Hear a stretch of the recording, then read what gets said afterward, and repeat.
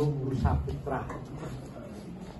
Ya, landasan hukumnya adalah Permendikbud nomor 81 tahun 2014 ya. Itu adalah kita di negara Indonesia, makanya kita ngikutin aturan. Terus yang kedua, itu adalah produk atau bagian dari sebuah university, dan itu diakui dan diapresiasi oleh LLDT. Kalau mau protes dan dianggap pelanggar Universitas Saputra, kamu harusnya protes kepada yang bikin aturan tentang SKPI.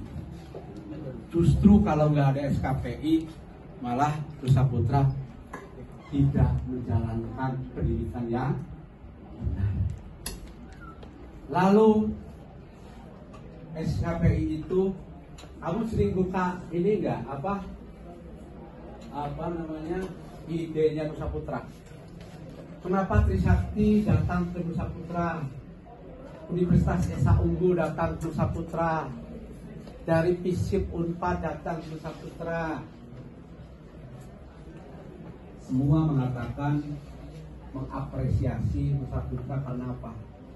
Karena biayanya murah, bisa melakukan sebuah kegiatan ideal sebuah kampus atau universitas. Ya, makanya dengerin pernyataan mereka. Ya, kalau perlu nanti BEM ikut, ada yang pernah ikut nggak? Ya, apresiasi mereka. Jadi kalau saya ada yang protes masalah SKPI, sama aja Saputra tutup, jangan jadi hebat. Justru SKPI internationality menjadi andalan Saputra. Dan sebentar lagi adalah akan ada kita dapat akreditasi unggul, insya Allah. Ya, dan kampus yang baru dapat unggul itu adalah sesuatu yang luar biasa.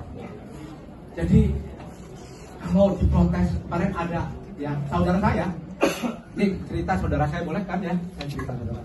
Ada PGSD, siapa yang PGSD ngacu?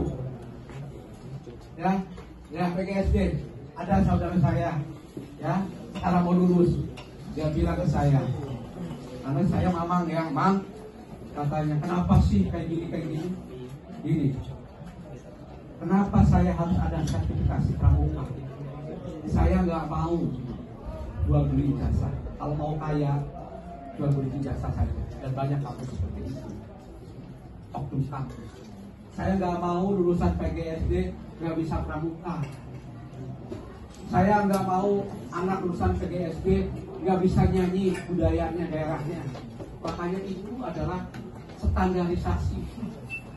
Itu bukan kampus.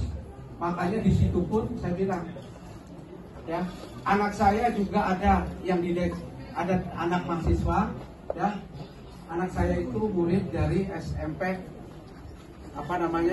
SMP Hayatul Thayyibah. Gurunya itu ternyata punya anak yang di DKP.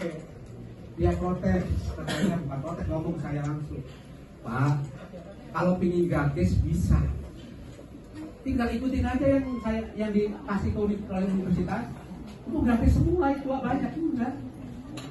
Ya, terus kalau ada misalnya contoh tujuannya, tahu kan? Kenapa kita TPA, tes potensial akademik dari Bappenas? Tahu Bappenas? TPA, tes potensial akademik? Ya, wajib semua. Itu mengukur tingkat kemampuan akademik saudara. Kalau ada Anda poinnya 550, kalian hebat, pasti bisa diterima di PNS. Dan Anda bisa S2. Itu adalah roadmap untuk melihat. Kalau nggak tahu kenapa, kan ada papangannya begitu. Masuk Nusa Putra ada tulisan capaian SKPI. Karena nggak dicicil aja.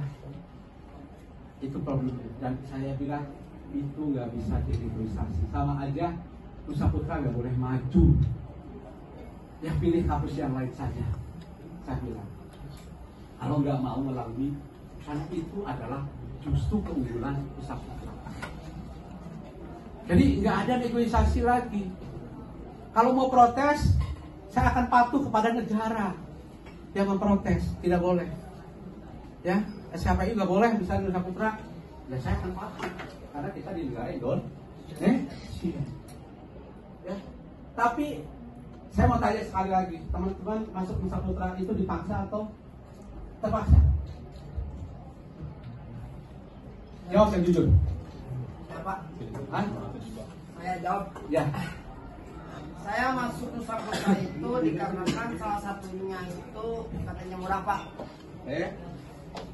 Katanya murah. Beda dengan kampus-kampus yang lain yang ada di Sukabumi. Ya.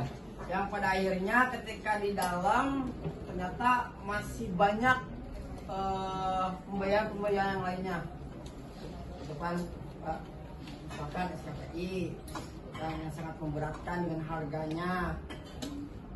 500 sampai 1 juta.